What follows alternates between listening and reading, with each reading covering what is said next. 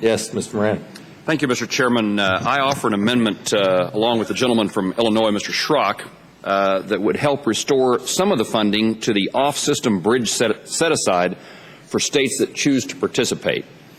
Under current law, states must use 15% of their bridge funding for bridges that are not federal aid highway, or not within the federal highway aid system. In Kansas, we have over 4,000 structures that are considered off-system bridges, most of which are located within my congressional district. Last year alone, our state used this set-aside to invest $6.6 million to help maintain and repair those bridges. The legislation before us completely eliminates the off-system bridge set-aside, and prevents states from using federal money to help local and counties help repair and maintain those bridges. Again, I represent a district that contains 69 counties. The congressional district is larger than the state of Illinois, and I travel those roads on a regular basis and see with my own eyes and hear from my own constituents about bridges that are in desperate need of repair. Yet many of the counties I represent have less than 2,500 residents, and the tax base is simply not there for local residents to shoulder the entire burden of maintaining those bridges.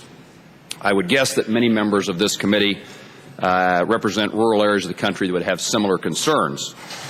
The amendment that I present before the committee, that Mr. Schrock and I present to the committee, is what I believe to be a reasonable compromise, a compromise between the present mark of the bill that provides no money can be used and the current situation in which a 15% set-aside is required.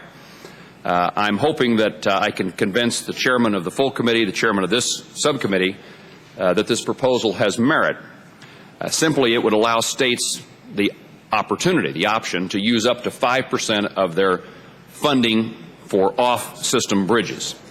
This language is not a requirement like the current law. Rather, the state may choose to use up to 5%, and it's capped after that.